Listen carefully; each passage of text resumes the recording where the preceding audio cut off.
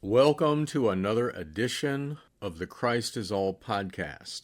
Well, you have heard about the calm before the storm. I want to talk to you today briefly about the storm before the calm, and I've been living in it for the last month. But I am expecting the calm to emerge very soon. In fact, I expect it to lift on March 4th. So stay with me to the very end so that I can explain why. Throughout Scripture, storms often precede periods of profound peace and even divine revelation.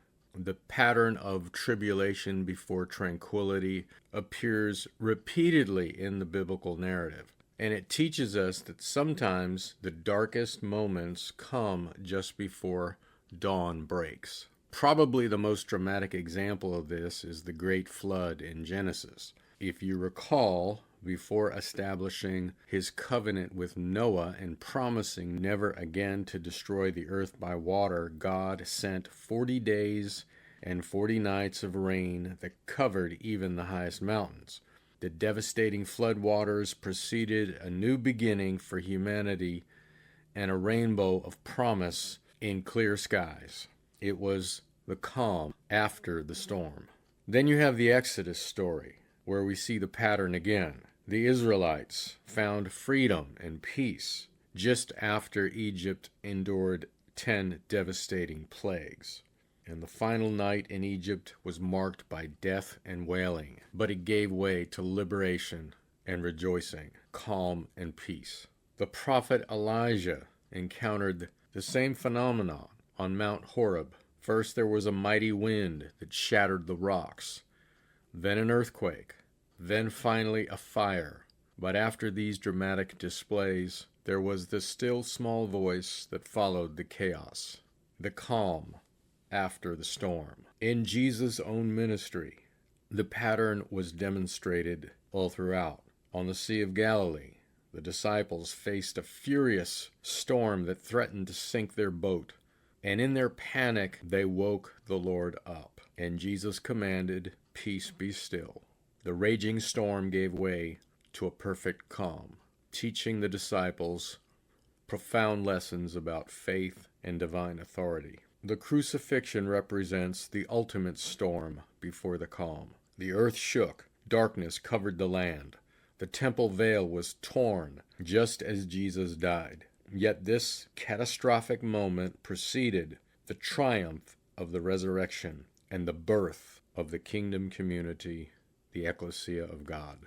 All throughout the book of Revelation, there are cataclysmic events, wars, plagues, natural disasters, storms, all of which precede the establishment of a new heaven and a new earth, peace and calm. And so all throughout the biblical narrative, there is this principle of unprecedented turbulence giving way to eternal peace, the storm before the calm. And just as a thunderstorm clears the air and nourishes the earth, spiritual storms cleanse, strengthen, and prepare us for new seasons of growth and even ministry. And so if you are going through a storm right now, take courage in knowing that calm waters lay just ahead. Stand in faith during the storm, and that will position you to experience the peace that follows. As David wrote in Psalm 30, verse 5, "Weeping may endure for a night, but joy comes in the morning."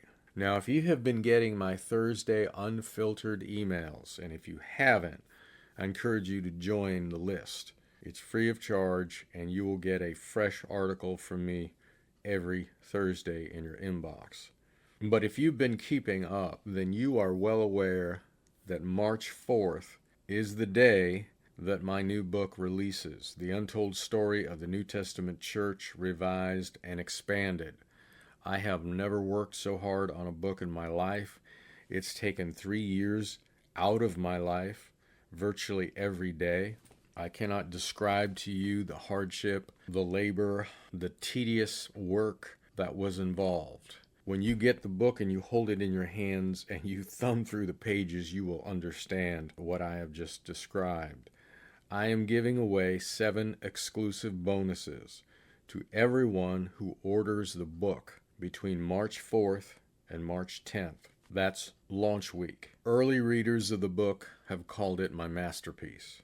And if you go to theuntoldstory.net, theuntoldstory.net, and wait for it to redirect, very soon there will be all of the endorsements, the best ways to order the book, and instruction on how to get your 7 bonuses. I'm also going to be releasing many of the interviews that I've done on the book so far. They're not just promotional, they're educational.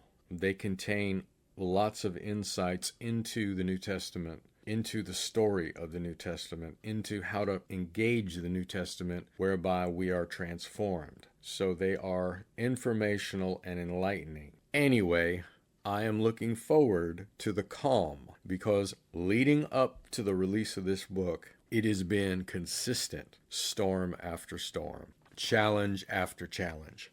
But peace is around the corner. Until next time, God bless.